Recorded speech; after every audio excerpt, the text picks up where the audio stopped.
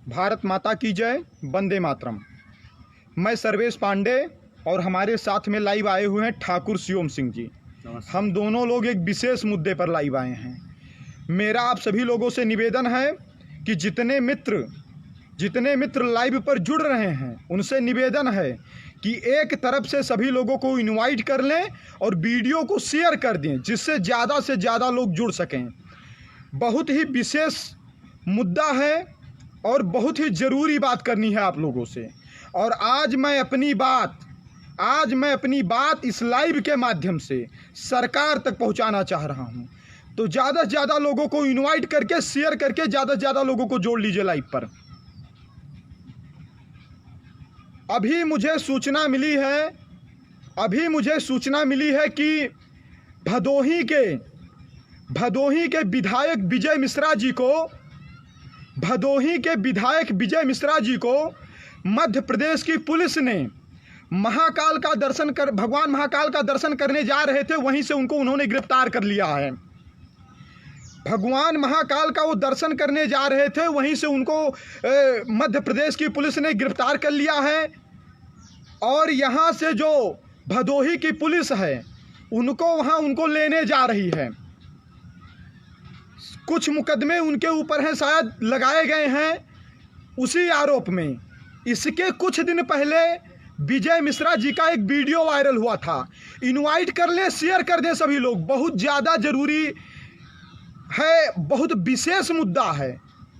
आज अगर आपकी आंखें नहीं खुली तो आपकी आंखें कभी नहीं खुलेंगी।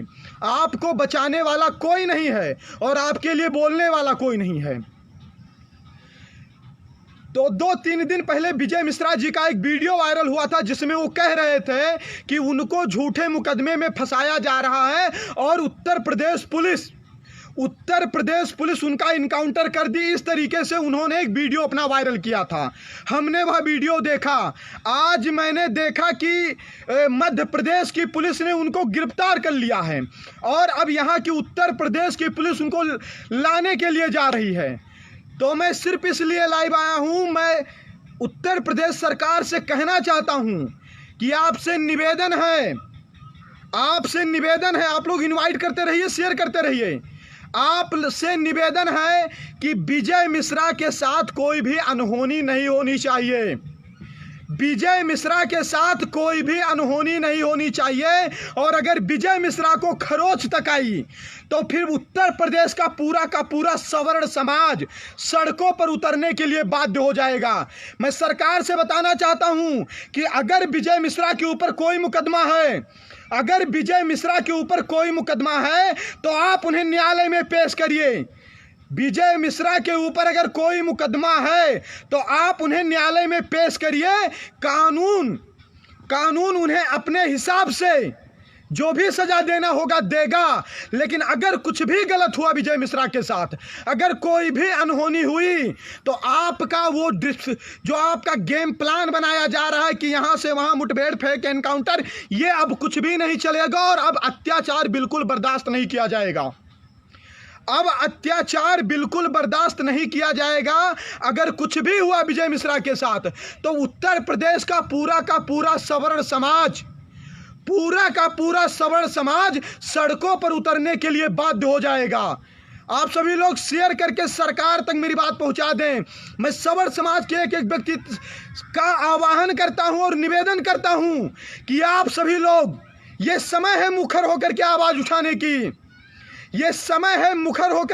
उठाने की। अगर आज हम आवाज नहीं उठा पाए तो आने वाली पीढ़ियां हमको कायर कहेंगी।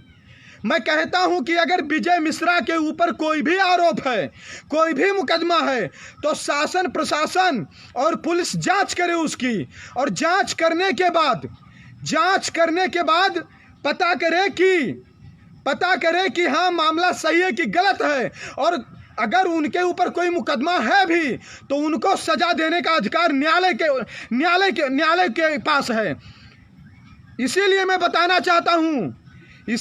बताना चाहता हूं सरकार अब यह जान ले, उत्तर प्रदेश में हम सौड़ एकता की बात कर रहे हैं, हम पूरे देश में सौड़ एकता की बात कर रहे हैं और लगातार ब्राह्मण समाज की हत्याएं करवा करके आप बाभनवाद और ठाकुरवाद फैलवा करके सौड़ों को तोड़ने का काम कर रहे हैं।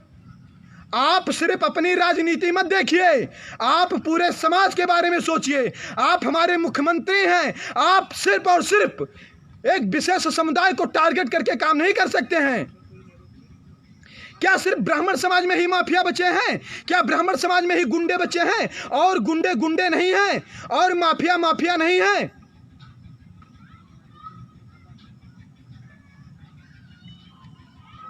मैं आप सभी लोगों से निवेदन करना चाहता हूं कि इस पर आवाज उठाएं और सरकार यह जान ले, अगर विजय मिश्रा के साथ कोई भी अनहोनी हुई तो पूरा का पूरा सवर्ण समाज सड़क पर उतरने के लिए बाध्य हो जाएगा।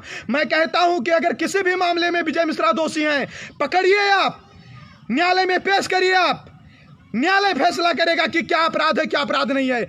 जब विजय मिश्रा सपा के खिलाफ जाकर के भारतीय जनता पार्टी को राज्यसभा में वोट किए थे, तब विजय मिश्रा अपराधी नहीं थे। जब योगी जी ने विजय मिश्रा का अभिवादन स्वीकार किया था, तब विजय मिश्रा अपराधी नहीं थे। आज विजय मिश्रा अपराधी हो गए हैं। देश में संविधान है कि नहीं है? देश में लोकतंत्र है कि नहीं है? कि सिर्फ आपका ही तंत्र चलेगा, जिसकी इच्छा उसको उठा करके ठोक दो आप। और मैं सवर्ण समाज के लिए लड़ाई लड़ रहा हूं। मैं बाभन, ठाकुर, बनिया, भूमिहार सबका आह्वान कर रहा हूं कि मैं सवर्ण समाज के चिल्ला चिल्ला करके मर रहा हूं और बाभन मारे जा रहे हैं, उस पर आप मौन क्यों हैं? ऐसे सवर्ण एकता होगी? सवर्ण समाज क्या ऐसे संगठित होगा? अगर आज ब्राह्मण हत्याओं पर क्षत्रिय, बनिया, भूमिहार नहीं बोलेंगे तो फिर सवर्ण एकता पर कौन बोलेगा? हम सवर्ण समाज के लिए दिन रात चिल्ला रहे हैं तो हम मूर्ख टाइप के हैं क्या? आज सिर्फ और सिर्फ गुंडे ब्राह्मणों में बचे हैं, आज सिर्फ माफिया ब्राह्मण ही बचे हैं, सिर्फ ब्राह्मणों के ऊपर मुकदमे हैं और किसी के ऊपर मुकदमे नहीं हैं। सरकार के खिलाफ अगर हम आवाज उठाएं, हमको जातवादी साबित करवा दोगे? क्या इस लोकतंत्रात्मक व्यवस्था में सरकार के खिलाफ आवाज उठाने का हक अधिकार हमारे पास नहीं है? हम सवर्ण एकता चिल्लाएं और बाभन मारे जाएं चुप रहें, तब सवर्ण एकता, और अगर बाभन मारे जाएं बोल दें तो हम जातवादी। अगर बाभन मारे जाएं हम चुप रहें तो फिर सवर्ण एकता, और बाभन मारे जाएं बोल दें तो हम जातवादी। ऐसे सवर्ण एकता होगा? अगर सभी लोग चाहते हो कि सवर्ण एकता हो तो उत्तर प्रदेश में हो रहे ब्राह्मण हत्याओं पर सबको आना पड़ेगा।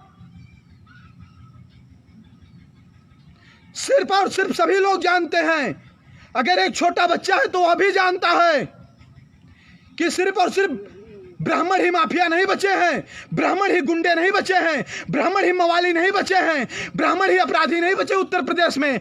अन्य जाति में भी लोग अपराधी, गुंडे, मवाली हैं, उनके ऊपर कोई केस नहीं।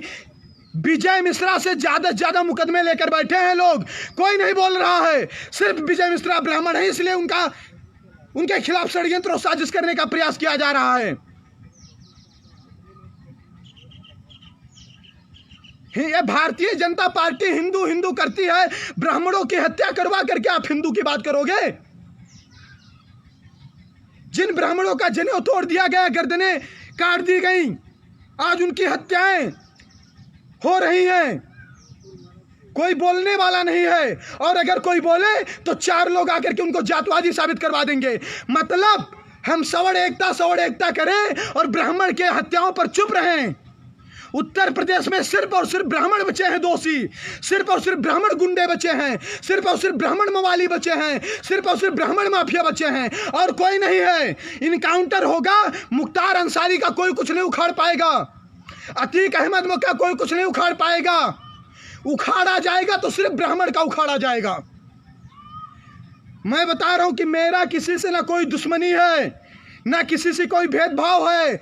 हम सवर्ण समाज के लिए लड़ते रहेंगे। लेकिन सवर्ण समाज के अन्य लोगों से मैं बताना चाहता हूं कि अब ब्राह्मण हत्याओं पर आप मौन क्यों हैं?